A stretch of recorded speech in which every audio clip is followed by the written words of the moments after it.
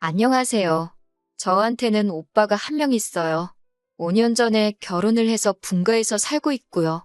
원래부터 아들 챙겨주신다고 오빠 결혼할 때 주기로 한 빌라가 하나 있습니다. 그동안 전세 주고 있었는데 오빠가 결혼하게 되었을 때 부모님께서 따로 해줄 수 있는 건 많이 없고 애초에 그 빌라도 오빠가 장가갈 때를 위해 가지고 계시던 거였으니까 결혼하면 아예 그 집에 들어가서 살라고 하셨어요. 그 빌라가 워낙 오래되기도 했고 저희 동네가 서울에서도 조금 외곽인 지역이라서 새언니가 그 빌라가 그닥 성에 차지 않았나 봐요. 제가 볼 땐 빌라가 조금 오래되기는 했어도 지하철역에서도 가깝고 신혼부부가 시작하기에는 단점이 딱히 없어 보이는 집이거든요. 그런데 새언니는 집이 조금 작다. 리모델링 하는데 들어가는 돈이 더 들겠다. 주변 환경이 별로 안 좋은 것 같다 등등 이런저런 이유를 대면서 조금 내키지 않아 하는 게 눈에 보이더라고요. 그러다가 서울을 한참 벗어난 인천 쪽에 아파트 단지가 들어섰다면서 그쪽에 전세로 들어가더라고요. 요즘 최근만큼이야 하겠지만 그때도 전세금이 적은 편이 아니었거든요. 웬만한 집값 뺨치는 정도였는데 기어이 오빠가 모은 돈에 새언니가 모은 돈 그리고 양가에서 있는 돈 없는 돈 끌어모아 지원까지 받아서 겨우겨우 전셋집을 구한 걸로 알아요. 저희 부모님이 돈이 많으신 편은 아니라서 그 빌라를 제외하면 따로 가지고 계신 것도 없었고요. 그런데도 부모님 노후자금까지 끌어다가 기어이 신축 아파트에 전세로 들어가더라고요. 노후자금이 오래된 빌라보다 금액적으로는 훨씬 많아서 부모님이 조금 부담스러워하기는 했는데 오빠가 한 마리 노후자금 내주시면 자기들이 자리 잡고 나서 입쓱 닫고 있겠냐고 어느 정도 생활비조로 돈을 좀 드린다고 기어이 노후자금을 받아갔어요. 그 빌라는 딱히 처분하기도 뭐하고 전세 구하기가 쉬워서 그냥 뒀고요. 신축 아파트를 들어가고 싶었는데 형편이 안 돼서 그런 건지 정말 이상한 위치에 신혼집을 구했더라고요. 그로 인해 출퇴근만 왕복으로 하루에 3시간씩 버리게 되었어요. 그래도 신혼이라 행복한지 얼마 안 있어서 아이도 갖게 되고 그렇게 세 식구가 그 집에서 잘 사는 것 같더라고요. 나중에 알고 보니 그 집을 구한 이유가 새언니네 친정하고 가까워서 구한 것 같다는 말을 들었습니다. 원래도 저희 집이 가족들 모이는 거에 크게 연연하지 않는 타입이기는 하지만 그래도 어버이날이나 부모님 생신 같은 날이 되면 누가 봐도 집이 멀어서 오기 귀찮아하는 게 뻔히 보이는데 바쁘다는 핑계로 한 번도 찾아오지 않았어요. 오빠가 결혼하고 5년 동안 얼굴 본 게 손에 꼽을 정도밖에 안 됩니다. 심지어 명절날에도 지금 사는 곳이 오빠네 친정하고 가깝다고 그쪽 먼저 다녀오고 본가에는 연휴 막바지에 하루 일정으로 와서 얼굴만 비추고 가는 정도예요. 조카 데리고 오면 손주 왔다고 부모님이 참 기뻐하시는데 아무리 멀어봐야 2시간 거리인데 그게 그렇게 오기 힘든가 싶은 생각도 들었습니다. 아무튼 저도 슬슬 만나고 있는 남자친구랑 결혼 이야기가 오고 가기 시작했어요. 남자친구나 저나 모아놓은 돈이 그렇게 많은 편도 아니고 남자친구 집안이 그렇다고 신혼집 하나 사라고 돈을 턱턱 건네주실 만큼 형편이 좋은 분들도 아니었어요.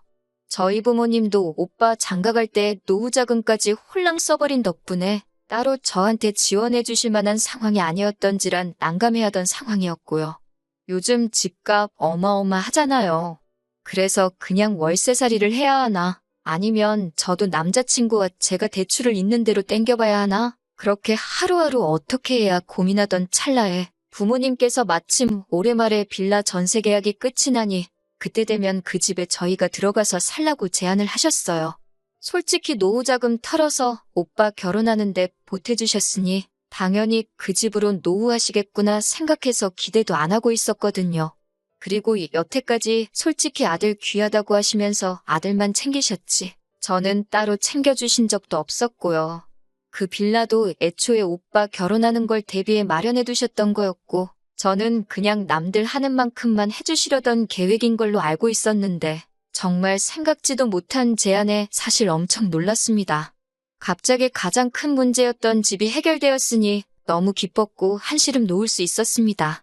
남자친구 집에서도 사돈 댁에서 집을 해주는데 어떻게 그냥 입 닫고 있겠냐며 리모델링을 해주기로 약속했고 혼수도 전부 새 걸로 채워주기로 했습니다.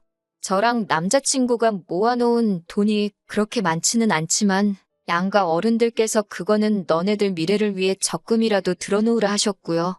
아무튼 그렇게 이야기가 끝나고 저희는 연말에 전세 계약 만료되는 거에 맞춰서 결혼식을 올리려고 준비하고 있었는데 얼마 전 어버이날에 오빠네 부부가 웬일로 본가에 왔었습니다. 평소에는 바쁘다고 코빼기도 안 비추던 사람들이 무슨 바람이 불어서 어버이날에 왔나? 이제 철이 좀 들은 건가? 그런 생각을 했어요. 그도 그럴 것이 오빠가 결혼하고 나서 어버이날에는 항상 전화 한 통과 용돈 10만 원으로 퉁치는 게 전부였거든요.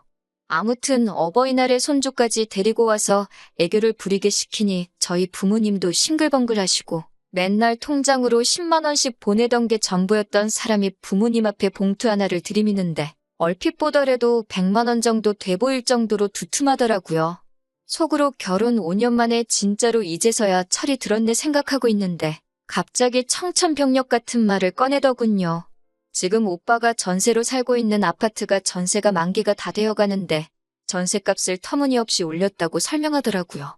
이제 신축도 아닌 아파트를 가지고 욕심이 많아서 돈을 그렇게 올렸다고 말하는 거 보니 신축 아파트 아니라서 질렸다는 말처럼 들리기도 했는데 아무튼 그 오른 전세를 주고 재계약을 하기에는 차라리 이사가는 게 낫겠다 싶어서 알아봤는데 당연히 그 집만 오른 게 아니라 그 주변 지역이 전부 다 올랐다고 하네요. 그래서 어렵사리 꺼낸다는 말이 이제서야 자기들이 볼품없고 오래돼서 살기 싫다고 거절한 제가 앞으로 결혼하고 난 뒤에 신혼집으로 쓰기로 했던 그 빌라에서 살 생각이라고 말을 꺼내더라고요.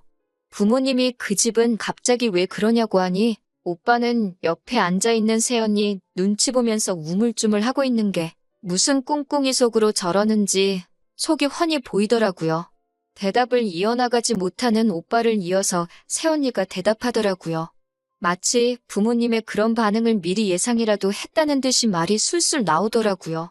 요즘 집값이 말이 아니라서 적당한 위치에 집 구하기가 하늘의 별따기라고. 지금 가지고 있는 돈은 지방의 아파트를 매매해서 세를 주던지 시세 차익을 노리고 자기들은 그 빌라에 들어와서 살고 싶다는 거죠. 그러니까 결혼할 때 받은 지원금도 자기들이 갖겠다는 거고 싫다고 받지 않은 그 빌라까지도 꿀꺽하려는 속셈이라는 게 뻔히 보이더라고요. 거기에 한술 더 떠서 그 빌라로 이사 오면 시댁이 가까워지니 저희 엄마 보고 자기들 출근하면 애까지 봐달라고 하려는 속셈이었던 거예요. 먼저 살던 집은 친정이 가까워 친정에서 아이를 다 돌봐주셨다고 하면서 굳이 친정에서는 돈 한 푼도 안 받고 애를 봐주셨다는 말까지 꺼내가며 아무리 자기네 친정에서 아무 대가 없이 애를 봐줬다지만 시어머니인데 아무것도 안 드리기는 그렇고 한 달에 20만 원 정도 드릴 테니 애까지 봐달라고 하더라고요. 솔직히 통장 내역을 공개할 것도 아니고 새언니가 친정에다가 돈을 줬는지 안 줬는지 저희가 확인할 방법은 없잖아요. 딱 하나 있다면 오빠가 사실대로 이야기하는 건데 오빠가 미쳤다고 사실대로 이야기할 리는 없을 것 같고 그리고 아무리 대출이 있어서 이자를 대출금을 상환하고 있었다고 하지만 두 부부가 5년 동안 맞벌이하면서 새언니 말 맞다나 새언니네 친정에서 아무런 대가 없이 애까지 봐줬다는데 집값이 암만 올랐어도 모아놓은 돈까지 해서 어느 정도 재산이 불어나 있어야 하는 게 정상 아닌가요? 그리고 이제 와서 그 빌라에 들어가서 살겠다는 건 말이 좋아야 제안이지. 솔직히 자기들끼리 벌써 그렇게 하기로 정하고 일방적으로 통보하는 거나 마찬가지인 상황이잖아요. 저 혼자 아무리 속으로 열내봤자 달라지는 상황이 없긴 했지만 그래도 저도 결혼을 앞두고 있고 앞으로 제가 살기로 정해놓은 집을 눈앞에서 빼앗길 것 같아 많이 불안했어요. 그도 그런 게 말씀드렸다시피 아들 귀하게 여기는 집안 분위기 때문에 부모님께서 충분히 그러실 수 있다는 불안한 생각이 들었거든요. 그래도 제 예상과는 다르게 아버지께서 그 집은 저희가 올해 말에 결혼해서 들어가 살기로 했다고 설명을 해주시더라고요. 이미 사돈댁에도 다 이야기가 된 상태고 무르기가 쉽지 않다고 하면서요.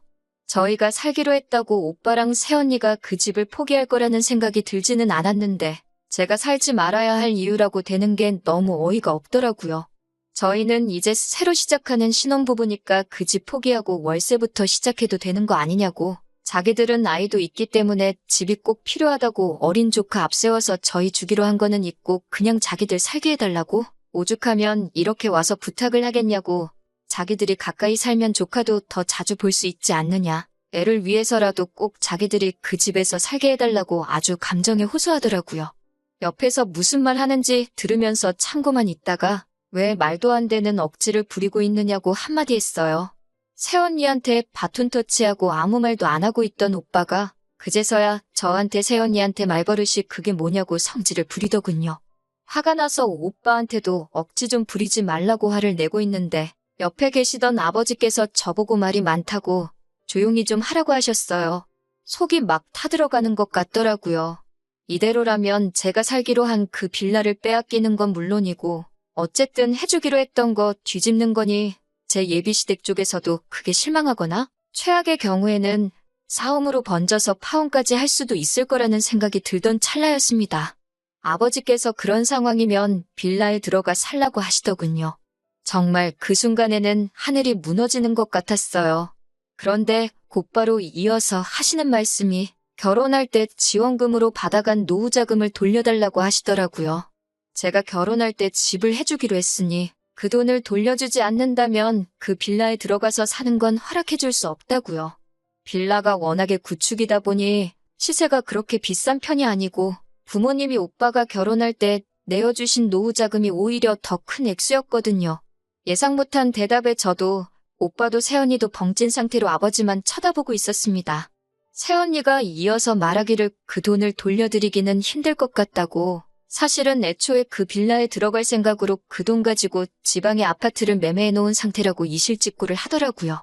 그러면서 또 조카 이야기를 꺼내며 우리는 애도 있고 앞으로를 위해서 그 정도 투자는 꼭 필요한 거라고 설명을 하는데 계속 새언니랑 오빠 이야기만 듣고 계시던 어머니도 옆에서 한마디 거드시더라고요. 너네는 어떻게 그렇게 사람이 이기적이냐고 너네만 잘 살면 저는 어떻게 되든 상관이 없는 거냐고 호통을 치시면서 딱 잘라 말했고요. 그러니까 오빠가 그러면 우리는 어떡하냐고 그러면 지금 부모님이 살고 계시는 집이라도 비워달라고 그러면 두 분 살만한 월세방 구해드린다고 하면서 말입니다. 그리고 그 월세는 저랑 같이 돈 모아서 내드리겠다고 하는데 거기서도 제 의사 따위는 물어보지 않고 뻔뻔하게 행동하는 게 어이가 없더라고요. 아버지가 처음으로 오빠한테 화를 내셨어요. 아들 장손이라고 오냐오냐 키웠더니 경우도 모르고 지만 아는 아주 천하의 몹쓸놈으로 키웠다고 성을 내시더군요. 아버지는 오빠를 그 빌라에서도 살게 할 생각 없다고 했고 본인들 노후자금으로 준 돈도 돌려달라는 초강수를 두셨습니다. 새언니는 이미 증여해 주신 건데 그걸 어떻게 돌려주냐고 그렇게는 못한다고 바닥에 드러누워 아둥바둥 악을 썼고 오빠는 나중에 다시 이야기하자고 말하고는 억지 부리는 새언니 데리고 일단 돌아갔습니다.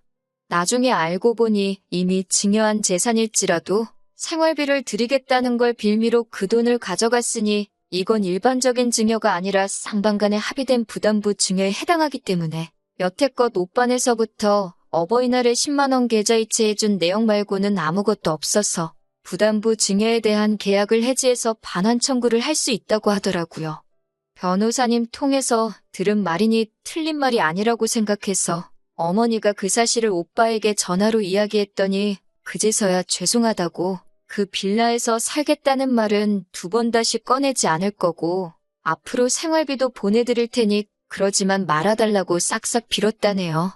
제가 지켜낸 건 아니지만 어쨌든 잘 끝난 것 같아요. 부모가 자식 사랑하는 건 다 똑같은 거라고 오히려 여태껏 차별받으며 자라왔다는 게 괜히 제 자격지심이 아닐까 하는 생각이 드네요.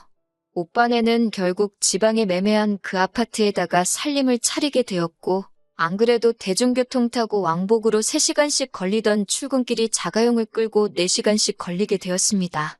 차 한 대로 생활하다 보니 오빠가 언니까지 출퇴근시켜야 돼서 그 시간은 더 걸릴 테고 새언니네 친정에서도 멀어졌으니 아이돌 보는 데만 해도 돈이 또 나가게 되었다나 봐요. 거기에 저희 부모님한테 약속했던 생활비도 드려야 하니 아마 조만간 지방에 매매한 아파트는 팔고 지들끼리 따로 월세 생활을 하던지 아니면 그렇게 싫다고 하던 구축 빌라 하나 찾아서 들어가게 될 것 같습니다. 다른 건 몰라도 오빠네를 보면서 주어진 것에 항상 감사하게 생각하고 겉으로 보이는 화려함보다는 내실을 더 다지는 게 좋다는 생각이 들어요. 앞으로 제가 결혼하고 나서도 오빠네를 거울 삼아서 항상 겸손하게 살아가는 방법을 배운 것 같습니다.